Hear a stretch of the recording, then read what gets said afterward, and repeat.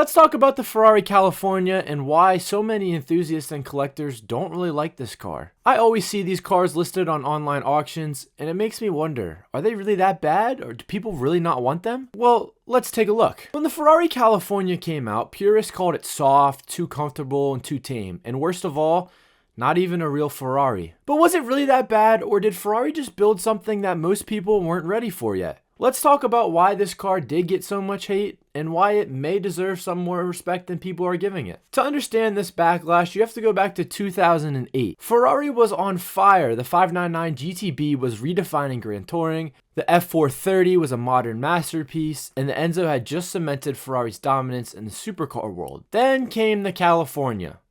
A front engine, retractable hardtop, dual clutch automatic, Grand Tour that was aimed at a completely new type of Ferrari buyer. It was Ferrari's attempt at making something more approachable, something that you could daily drive. It was also full of firsts. It was the first Ferrari with a dual clutch gearbox. It was the first Ferrari with a folding metal roof, and it was the first front-mounted V8 in Ferrari's history. It even had a 7-year service plan, so Ferrari was not trying to target the hardcore track junkies with this car, but rather they were going towards the luxury convertible market. The same buyers who were buying Bentleys and Aston Martins and Rolls Royces. But for traditionalists and Ferrari fans, this was a problem. From the moment it came out, Ferrari fans were not happy. Critics said that the California was too heavy. It weighed 3,800 pounds, which was 500 more pounds than the F430. They said it looked awkward with proportions that didn't make it look like a Ferrari. The front was bulky, the rear was too tall, and it didn't scream the aggression that the mid-engine Ferraris had previously done. And since it was marketed as an entry-level Ferrari, enthusiasts saw it as kind of a diluted brand play. It was a way to get the wealthy first-time buyers into the Ferrari ecosystem. Even Jeremy Clarkson himself said,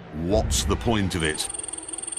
Certainly, it's not very pretty, and it has literally the worst built-in telephone of any car in the world." Top Gear called it more of a cruiser than a bruiser, and on the internet, the jokes were endless. Soccer mom Ferrari, mall parking lot supercar. The California became a shorthand for the Ferrari that you bought when you couldn't handle a real one. But this is where things get interesting because underneath all the hate, the Ferrari California wasn't even that bad of a car. It had a 4.3 liter naturally aspirated V8, making 453 horsepower and revving up to 8,000 RPM. The dual clutch gearbox was very quick, faster than the F430 single clutch unit, and the handling, while it was a bit softer, it was still pretty sharp. And the 0 to 60 was 3.8 seconds with a top speed of 190 miles an hour.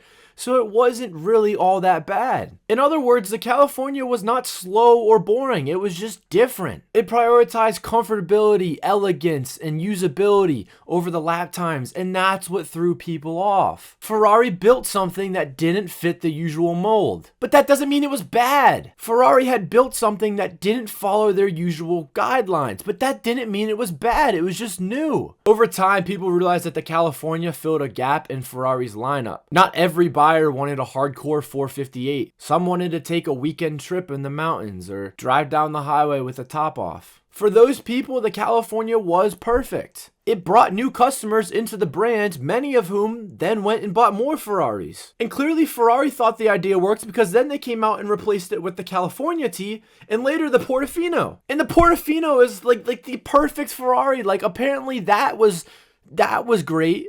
So why did the California get so much hate? Well, it broke tradition. Partly because it didn't fit the image that people had in mind when they saw a Ferrari. It's easy to mock the entry-level Ferrari, but truth is the California helped Ferrari evolve. It pushed them into modern technology with the dual clutch system, expanded their audience, and proved that the brand could build something luxurious and fast. Now today you can pick up a California for the price of a used Corvette. They aren't going for much. And honestly, that's a pretty good bargain in the exotic world. It's got the Ferrari badge, sound, maybe not the feel, but it's a Ferrari, and it's something you can actually live with. So maybe the California wasn't the mistake that everyone thought it was. Maybe it was just a misunderstood Ferrari from a different era. And now that my rant's over with the hate for the Ferrari California, it's clear that the California did not ruin Ferrari. It just showed that they knew how to adapt. And whether you love the California or hate it, it still played a very pivotal role in Ferrari's history. Now, I could argue this same argument for a lot of cars among a lot of different brands.